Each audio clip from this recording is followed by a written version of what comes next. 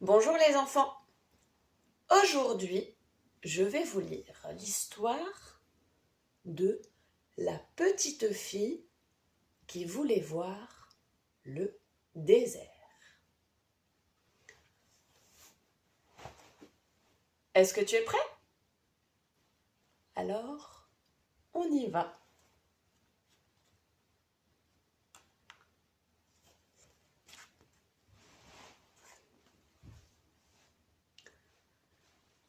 Tinkiri était une petite fille pleine de vie qui habitait dans un village du désert australien. Chaque jour, elle voyait le soleil apparaître derrière la colline et elle demandait à sa mère « Maman, qu'y a-t-il derrière cette colline ?»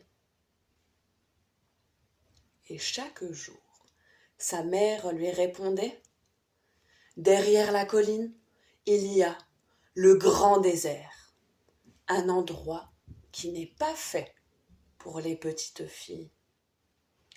Seuls les adultes peuvent s'y aventurer et c'est un monde dangereux pour qui n'en connaît pas ses secrets. Un jour, tu pourras toi aussi aller au-delà de la colline. Mais avant, il te faut grandir et écouter les anciens. Ils ont beaucoup de choses à t'apprendre.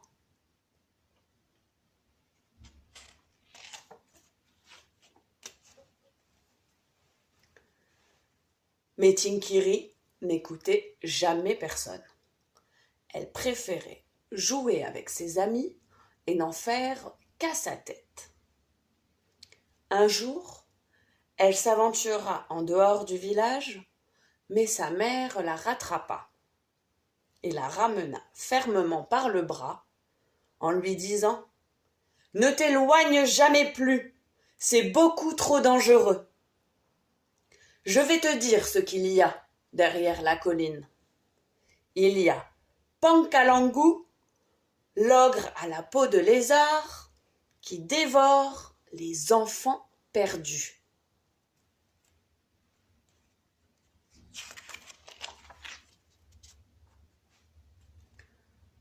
Malgré les avertissements de sa mère, Tinkiri voulait à tout prix aller derrière la colline. Elle proposa à ses amis, Yelpi et Mima, de tenter l'aventure avec elle. Les deux fillettes se montrèrent peu enthousiastes à son idée. « Nous sommes encore trop jeunes, » dit la sage Yelpi. « Nous ne saurons pas nous débrouiller seuls dans le désert. Et puis, il y a Pankalangu. » C'est vrai, poursuivit Mima. Il a déjà enlevé des enfants et les a mangés tout crus. Vous n'êtes que deux froussardes, se moqua Tinkiri. L'ogre à la peau de lézard, ce n'est qu'une histoire pour faire peur aux enfants. Puisque c'est comme ça, j'irai toute seule.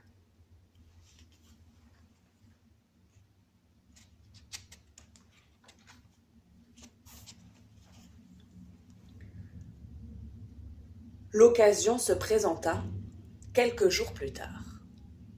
Toutes les femmes du village étaient parties ramasser des oignons sauvages et les hommes étaient occupés à dresser des chevaux. Tinkiri en profita pour se mettre en marche. « Où vas-tu de si bon matin ?» lui demanda le vieux Djilpi, qui était assis sous un arbre. « À la crique !» mentit Tinkiri. « Ne va pas plus loin !» lui cria le vieil homme.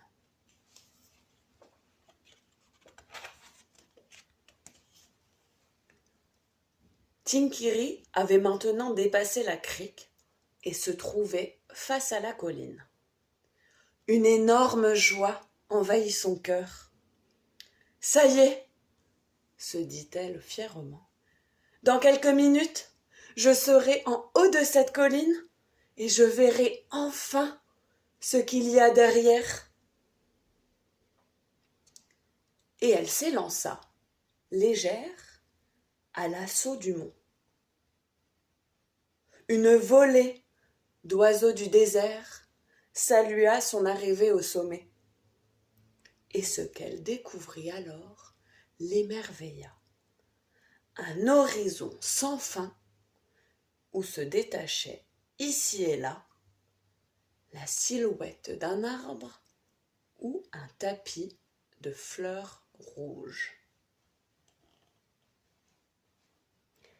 Elle s'assit et regarda longtemps ce paysage extraordinaire.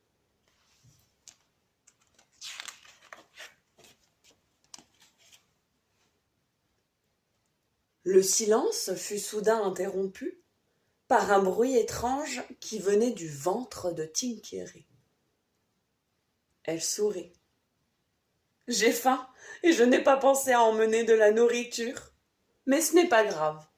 En descendant de l'autre côté, je découvrirai bien de quoi manger. »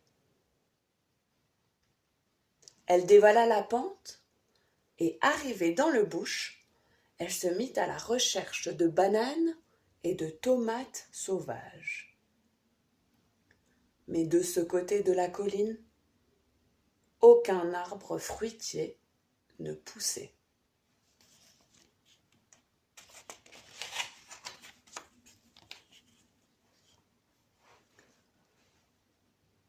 Le soleil était maintenant à son zénith.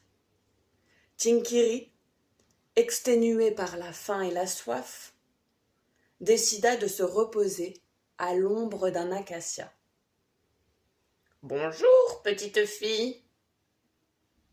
lui dit un oiseau perché sur une branche. « Que fais-tu ici ?»« Je suis Tinkéry et je suis venue découvrir ce qu'il y a derrière la colline. Et toi, qui es-tu ?»« Je suis Nini, le pinson zébré, et j'habite dans cet arbre. »« Nini, sais-tu où je pourrais trouver à boire et à manger ?»« Mais ici même, j'ai souvent vu les femmes de ton village écraser les graines de mon arbre pour obtenir de la farine avec laquelle elles faisaient des galettes. »« Hélas, soupira Tinkéry, je ne sais pas faire cela, je n'ai pas encore appris. »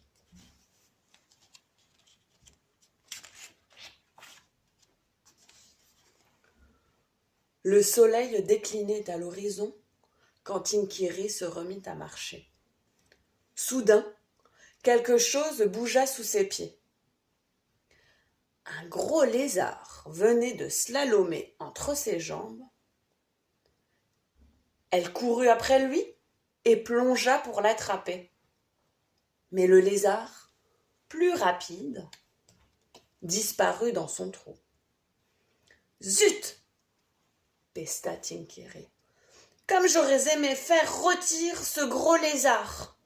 Papa, lui, aurait su comment l'attraper, et maman aurait su où trouver de l'eau. Mais moi, je ne sais rien. » En pensant à ses parents, la petite fille s'effondra en larmes.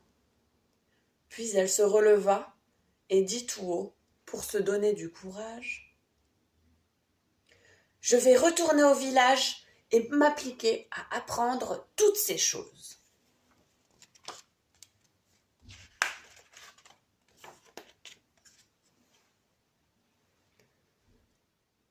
Tinkéry se remit en route, mais très vite, elle dut se rendre à l'évidence. Elle était bel et bien perdue et la nuit commençait à tomber. Elle se réfugia sous un arbre et elle essaya de faire un feu en frottant un morceau de bois sur une écorce d'acacia. mais n'y réussit pas. « Je l'ai vu faire tant de fois, se dit-elle. Pourquoi je n'y arrive pas ?»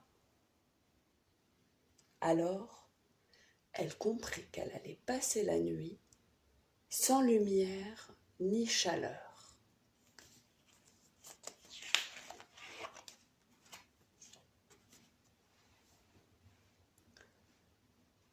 Un cri soudain déchira la nuit. « Riri, riri, riri !» semblait dire le vent. « Quelqu'un m'appelle ? J'y vais !» s'exclama Tinky, reprenant espoir. Des lumières apparurent à l'horizon. Mais alors, les paroles de Mima lui revinrent à l'esprit. La ruse favorite de l'ogre Pankalangu est de faire de grands feux pour attirer les enfants. Terrorisée, Tinky n'osa plus bouger. Elle se blottit contre l'arbre et tenta de rester éveillée pour ne pas être emportée par l'ogre. Mais au petit matin, épuisée, elle finit par s'endormir.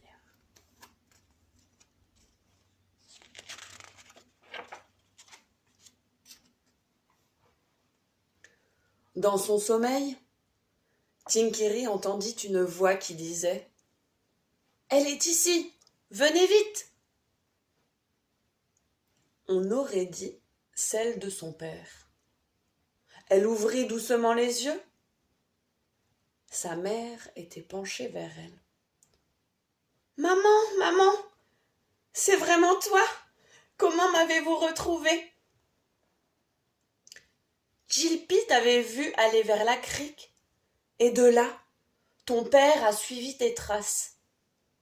Nous avons allumé de grands feux, dans l'espoir qu'il te guide vers nous. Nous avons crié ton nom dans le vent, mais tu n'as pas répondu.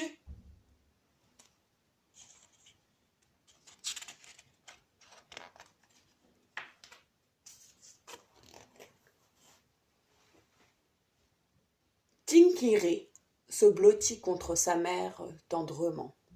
« Tu as froid ?» constata celle-ci. « Je vais faire du feu pour te réchauffer. »« Et tu dois avoir faim » ajouta son père. « Je vais chercher quelque chose à manger. » Assise entre ses parents, Tinky promit de ne plus jamais aller seule au-delà de la colline. Elle attendrait d'avoir appris tout ce que les anciens avaient à lui enseigner. À bientôt!